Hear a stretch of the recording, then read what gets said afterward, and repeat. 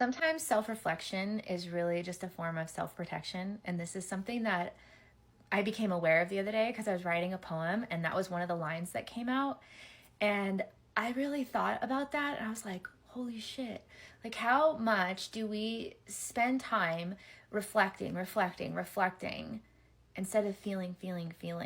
Because if you're just feeling, and self-reflection is important. Like, don't get me wrong. This is not all or nothing. This is not black or white. This is not polarized thinking. This is like, how much time do I spend in self-reflection than I do just experiencing or coming back to my heart? And I was thinking about how lately I really want my heart more than I want to understand. And that's really important. That's a big realization for me, because you have this big, beautiful strategy brain, and it works so well. Like, when you do a good job recovering your brain and it works, like, that's such a beautiful thing. And sometimes when we get into places where we are in uncertainty or we're in unknown, we want to try to figure it out.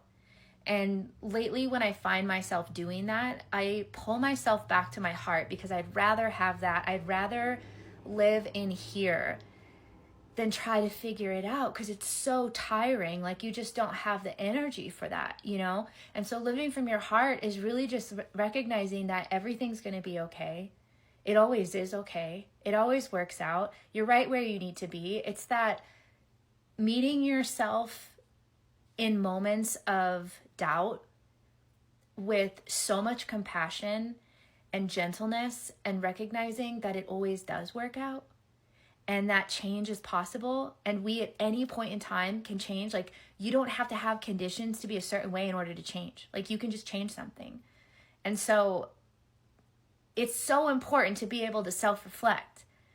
But if you're spending all of your time in self-reflection, maybe it's good to ask yourself if it really is just trying to protect you from feeling all the things that you're feeling, instead of just feeling them and living from here and giving yourself that big hug.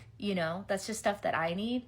So I'm going to talk more about this inside of my community this week. If you would like to join me in there, I would love to have you. I just started it. I'm building it because I feel like it's really important that we have each other and we encourage each other in having whole hearts and soothed minds. All right, get in the car. Let's go.